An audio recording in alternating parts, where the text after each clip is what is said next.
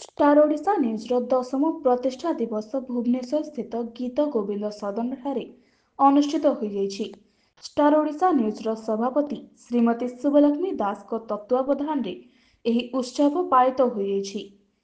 ଏହି ଉତ୍ସବରେ ମୁଖ୍ୟ ଅତିଥି ଭାବେ ପୂର୍ବତନ ମନ୍ତ୍ରୀ ଶ୍ରୀଯୁକ୍ତ ଅରବିନ୍ଦ ଢାଲି ଯୋଗ ଦେଇଥିଲେ ଓ ସମ୍ମାନିତ ଅତିଥି ଭାବେ ବରିଷ୍ଠ ବିଜେପି ନେତା ଶ୍ରୀଯୁକ୍ତ ନିକୁଞ୍ଜ କିଶୋର ପଟ୍ଟନାୟକ, ଓଡ଼ିଶା ମହିଳା ଓ ଶିଶୁ କଲ୍ୟାଣ ବିଭାଗର ଅତିରିକ୍ତ ସଚିବ Shriyukta Vivekananda Sahu, Odisha modern art gallery ପ୍ରତିଷ୍ଠାତା ଶ୍ରୀଯୁକ୍ତ ତାରାକାନ୍ତ ପରିଡ଼ା, ଅଲିଉଡ୍ ମିଡିଆ ପ୍ଲାନର ତଥା କ୍ରିଏଟିଭ୍ ହେଡ୍ ଶ୍ରୀଯୁକ୍ତ ପ୍ରଣୟ ଜେଠି, ଅଭିନେତ୍ରୀ ଲକ୍ଷ୍ମୀପ୍ରିୟା ସେନାପତି ଯୋଗ ଦେଇଥିଲେ।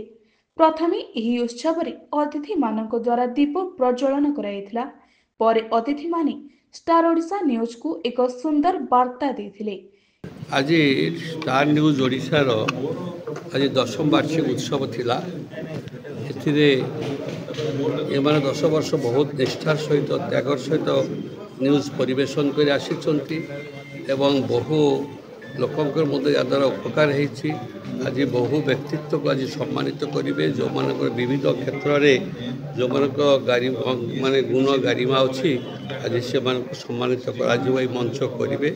ये अनुष्ठान जो अच्छा डायरेक्टर शुभलक्ष्मी मैडम एवं यार सभापति आशुतोष बाबू समस्त मु धन्यवाद देवी जे भली एक भल अनुष्ठान करिसंती एवं निर्भीक भाव निर्भय निरपेक्ष भाव से संवाद परिवेशन कर 10 वर्ष आसी।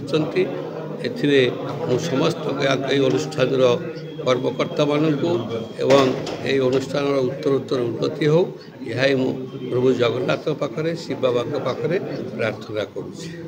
महिला कमिशन कन्वेनर सेक्रेटरी सर आप स्टार ओडिशा परिवार को आसी आज आप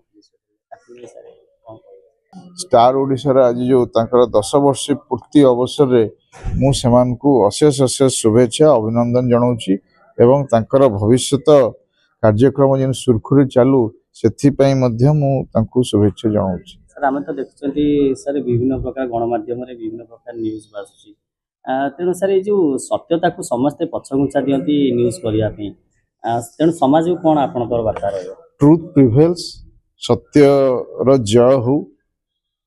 सर देखुन आम जो मैंने भी न्यूज परिवेशन कर गोटे सत्यता न्यूज आसिया पछरू टाणी दि जाऊँगी तेणु समाज सुधुरीब सत्य को ही नहीं